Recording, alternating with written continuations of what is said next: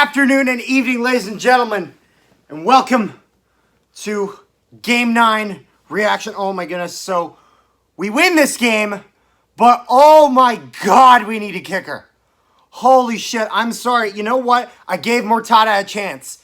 You know what? I said, he was hitting those small ones and it may not be much, but maybe he'll gain some confidence from it. But you know what? He didn't. I'm sorry, he didn't. He today was given the opportunity to prove himself as being prepared for the starting kicker, and he's just not. I'm sorry, But anyways, let's get into this pregame. Kenny Lawler is not playing. If you have not heard, there was a drunk driving incident in which, basically got pulled over and got arrested and this and that. He informed the team. Team went public about it. No trying to, brush it under or cover anything up, which is good. I like the transparency. So the club, I believe, not the CFL, I believe the club suspended him one game, which was this game, which, to be honest, this is a fine game for him to miss. We can afford it, against Edmonton, as opposed to maybe against some of our tougher opponents. But anyways, that's really all we got for the pregame. First quarter, and the very first play, holy crap, we almost got an interception, and we could have probably got back for a touchdown, to be completely real with you, It was under the 10-yard line. Edmonton, on their very first throw, very first play of the game, almost throws an interception. Reaction here. Here we go. Oh, my God. Oh, get it. Yeah! Jesus Christ. I have no idea how... If we pulled that off, holy shit, I would have lost it. We eventually get control. We get stopped on the 1, and I thought this ball went through. It was really close, but it was ruled that we didn't get in. We tried on third, and just because I'm like, we better not kick this. You don't kick a field goal, because then you're basically saying we do not have the confidence in our players to gain 1 yard, which is pathetic. But we went for it, didn't get it. Edmonton, their first 2 drives, they gained no yards. Gained nothing. No completed passes. They were dropping so many balls. Like, I couldn't wrap my head around it. Like, sorry to all you Edmonton fans. Good God, that must have been painful to watch. There would then be a touchback and make this a 2-0 game for the Bombers. And then we would get a touchdown. Reaction here. Oh, we're doing this again! Yeah!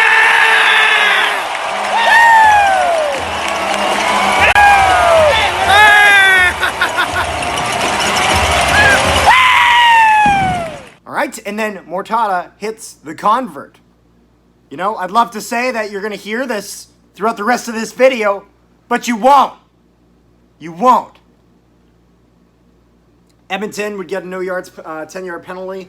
And one thing I am noted here is the O-line is not really giving Caleros time. I'm not going to lie. I loved the O-line last game. They were absolutely stellar, on point with every single play. What the fuck happened to that? Like, it did get better as the game went on. But at the start of the game, Caleros, because we have this pattern where we run the ball up the middle, and then once they start to figure out Harris, we start throwing the ball. But the problem is we need our O-line to be on point when Caleros starts to throw the ball. They weren't. They took too long to adjust. So I'm just hoping now, us getting, I believe it was Hardrick injured and out of the game, that definitely hurt us. But, I think as a whole, they got to be a bit better than that. But I don't think it was a terrible game for them. I don't think it was bad by any means. I just think that they got off to a slow start that, they're better than that. I know they are. That's why I'm giving them this criticism. But that'll bring us to the second quarter. There'll be a touchback, and it'd be 11-0 Bombers. Interception in the end zone when we were going for another touchdown, and Edmonton would run 60 yards down the field. It is what it is, though. Edmonton would get a field goal, make this an 11-3 football game. We would then eventually, on the next drive, we would challenge for defensive pass interference, and I was sold that we were going to get this. Reaction here. Good! Challenge that! That's ridiculous! Woo! Yeah, in my opinion, I didn't think it was close. I thought it was pretty obvious that it was pass interference. But then we would get the verdict and, well... Fully on the field stands. What? Are you kidding me? Watch us. Like, he runs They're him gonna over. literally make them look at the one moment. He runs They him literally over. pause He it. runs him over. I love our replay people. They pause it ifs, on the ands, moment. or about it. That is ridiculous. I was not happy about this. I was struggling to wrap my head around this because I was yelling prior to that, like, challenge this, challenge it, challenge it. Like, there's no way that this doesn't get overturned. But it didn't. I was shocked. I'm not gonna lie. Maybe they didn't give us the best camera angle in the stadium, but I don't know. From where I was sitting, as well as the camera angles I thought it was pretty obviously pass interference. But it is what it is. That would be it going into halftime, going into the third quarter of this game, and we would start off by blocking a punt, something that doesn't happen very often. Reaction here. Oh my god! Oh my god! And that's where we get the ball! That's where we get it! Wow. Like, when the hell does that actually happen? You know, you always try to do it, but it rarely ever actually goes anywhere. We would then get a field goal. We hit one of those. It wasn't very far, but we hit it. So, you know, at this point, because of his performance last game and proving that he can hit the easiest of kicks, but nothing past that, it's not really something that I can now add to his resume, because now you have to show that you can take that next step. So that I don't think that adds anything for him. But then we would get a nice sack! Reaction here. Oh, you're done! There would then be another touchback, and it'd be 16-3 for the Bombers. Edmonton is just handing us, they handed us, I believe, 6 points in touchbacks, which if the Bombers were doing that, I would have lost my fucking mind. You know, that's unacceptable. But there'd be a really nice pass, and also we were having fun at the game, you know, with the waves. So, reaction here. There we go. There we go. That was good.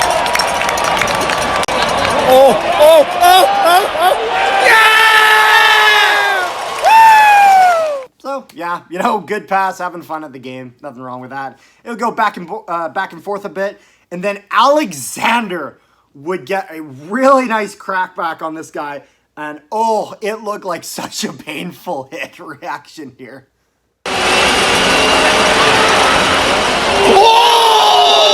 Oh my god! Oh my god, he killed him! Now, this is one thing I love about where we're seated, is that you can actually see the play on the Jumbotron. So you can see exactly what I'm talking about. And, oh my god, ew, oh, that looked fucking painful. My goodness. Going into the fourth quarter. And we would start up with Andrew Harris with a touchdown. Reaction here. Oh, go. Drive it! Drive it!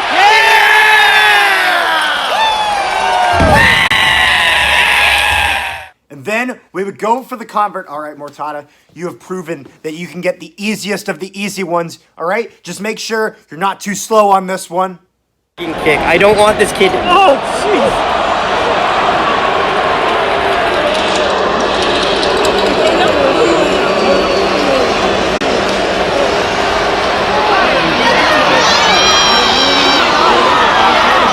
What the hell's happening?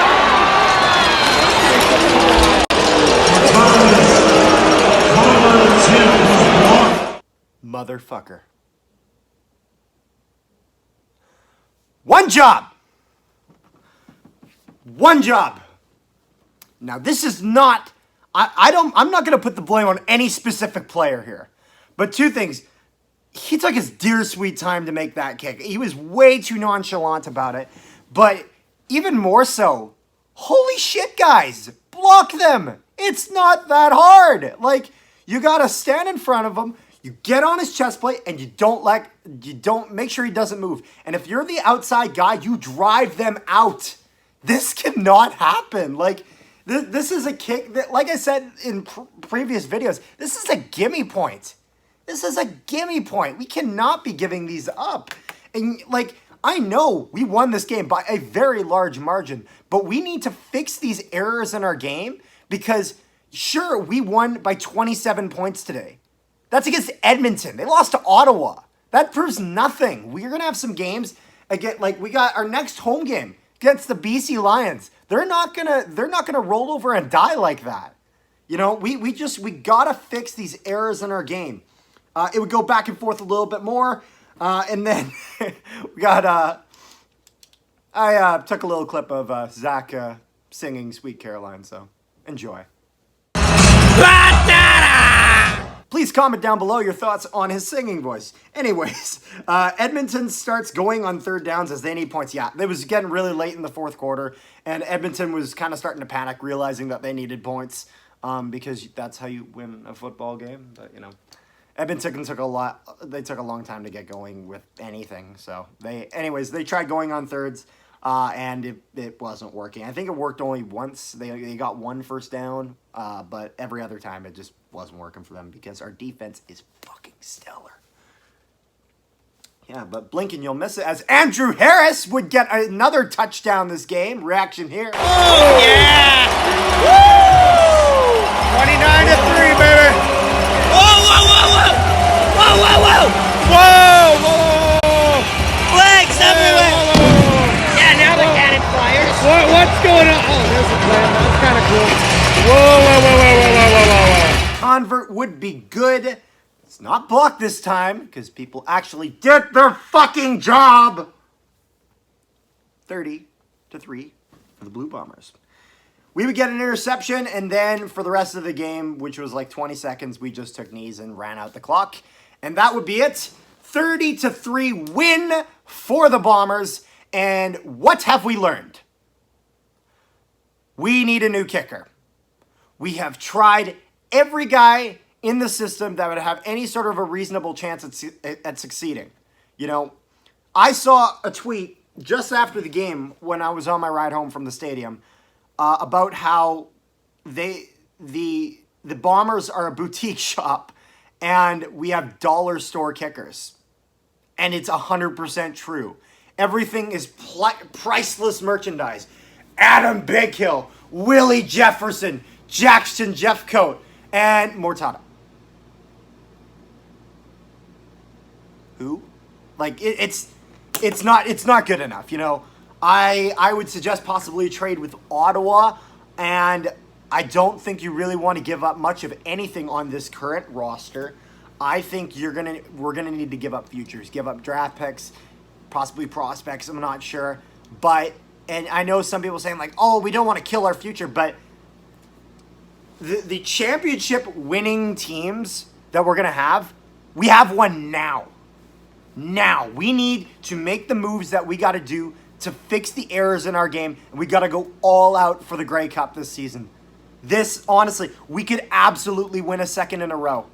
Because, you know what? You might lose draft picks, you might lose prospects, but if you win the Grey Cup, it's all worth it. All of it. So that's my review of this game. Can't wait for the next one.